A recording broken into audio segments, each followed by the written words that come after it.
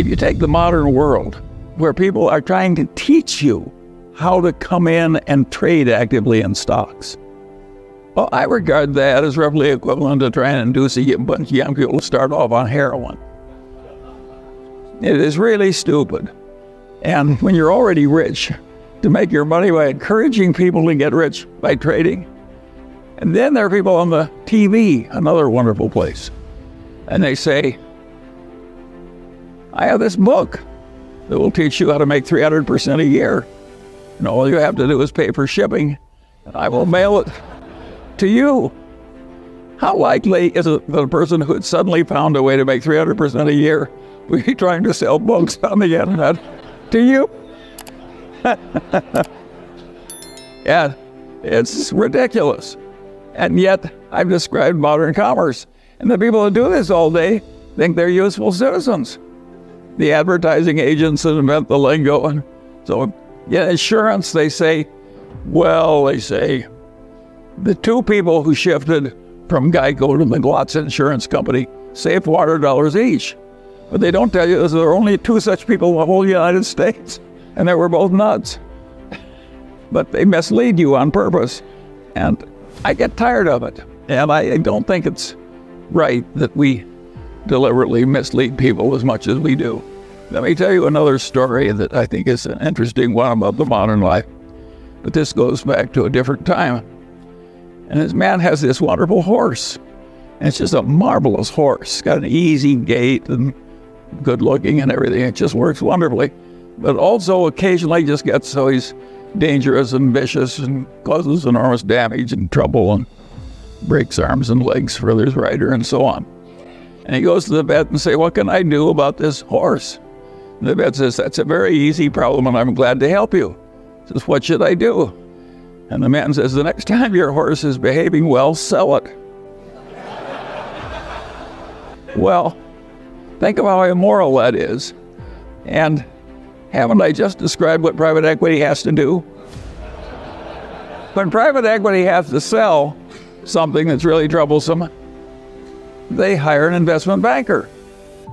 And what does the investment banker do? He makes a projection.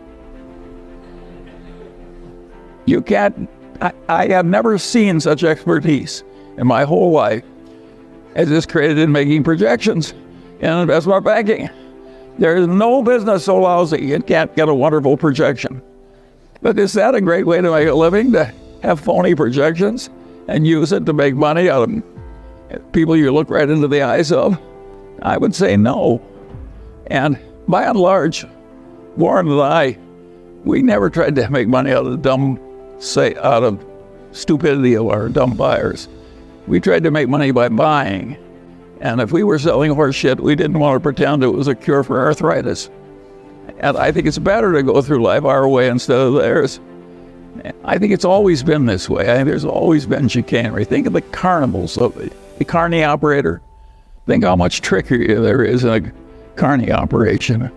And people just seek out the weaknesses of their fellow man and take advantage. And you have to get wise enough so you avoid them all. And you can't avoid them if they're in your family. I have no solution to that one. But where you have a fair choice, there are just so many people that should be avoided. My father had this best friend and client. And he also had this other client who was a big blowhard. And he was always working for the big blowhard, and he wasn't ever working for his wonderful client whom I admired. And I said, why do you do this? And he said, Charlie, you idiot. He says, the big blowhard is an endless source of legal troubles. He's always in trouble, overreaching and misbehaving and so forth. Whereas Grant McFadden treats everybody right, the employees, the customers, everything. He gets involved with some psychotic, he walks over there and makes a graceful exit immediately. So a man like that doesn't need a lawyer. And my father was trying to teach me something, and it really worked. I spent my whole life trying to be like Grant McFadden. And I want to tell you, it works. It really works. Peter Kaufman is always telling me if the crooks only knew how much money you could make by being honest, they'd all behave differently. Warren has a wonderful saying I like. He says, you take the high road, it's never crowded.